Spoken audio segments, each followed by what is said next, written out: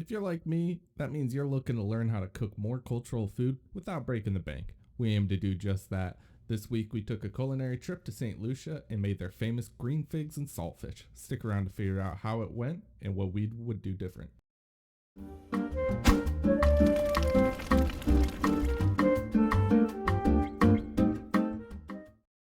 Welcome back to the third episode of our series, where each week we're going to be cooking a meal from a randomly selected country from anywhere in the world and attempting to make it in our home kitchen using ingredients from our grocery store, all while shooting for affordability.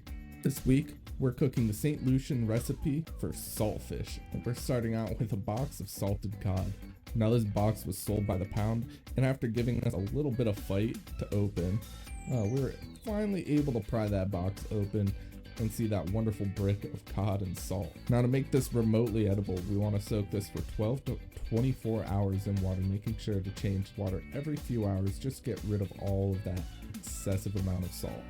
When the time comes, we're going to put the saltfish in a pot of cold water and turn the heat to medium high or even high to bring it up to almost a boil before cutting the heat down to low and letting it simmer for around 25 minutes.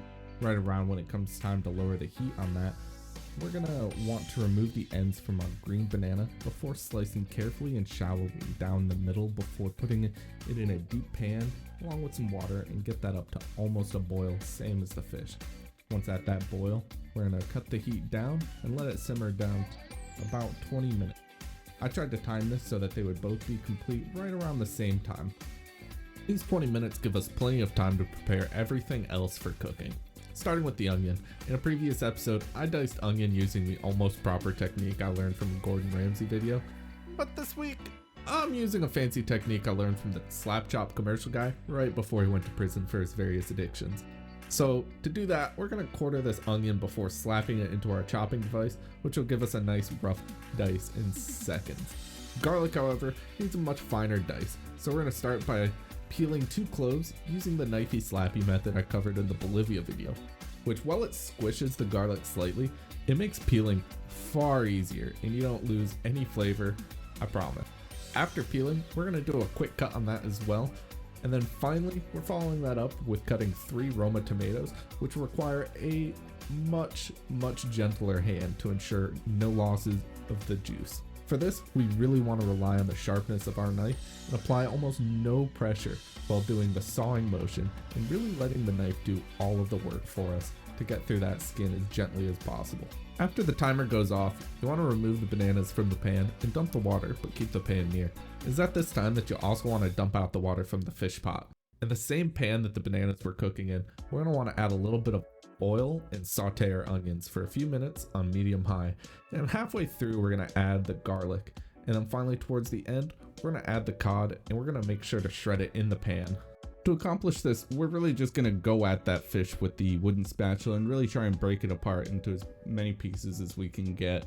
Following that, we're going to want to add in as many pickled peppers as our heart desires and some thyme, enough to equate about 2 sprigs. We're going to let that all cook together for about 3 to 4 minutes, after which we'll be adding some shredded cabbage. Now, unfortunately, there's not many precise measurements in this recipe, so we're really just measuring with heart and soul. Now we're going to add in our sliced bananas as well as our 3 diced tomatoes along with a little bit of parsley before we cut the heat entirely and let it rest for 5 minutes, which is going to be the perfect amount of time to make this week's beverage of choice. For St. Lucia's cocktail, we're doing a rum punch, which is actually one of our favorite drinks, so we thought we'd try and spice it up with a sunrise aspect. To achieve this look, we're starting with a tall glass filled halfway with ice, which we're going to pour 2 shots of coconut rum on top of. On top of that, we're going to add a little splash, call it half an ounce of grenadine. Then in a 1-to-3 ratio, we're going to fill the rest of the glass with pineapple juice to orange juice, in that order, being careful not to mix the layers too much. We should be left with a beautiful sunrise effect. While the sunrise effect is really pretty, it tastes much better when you mix it up with a nice stir.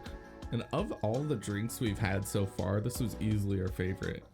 It's actually a favorite of ours before we even filmed this episode.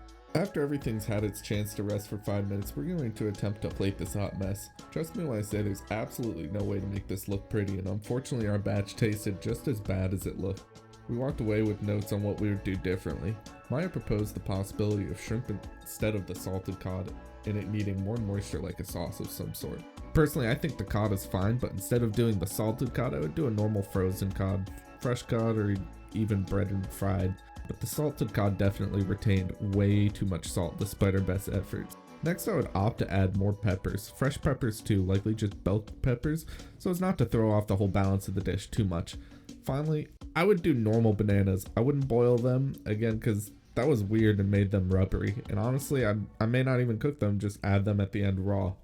If you want to try this recipe, let us know your opinion or even send us photos at our new email, grandorfs@gmail.com, and we'll try and feature you in the next video.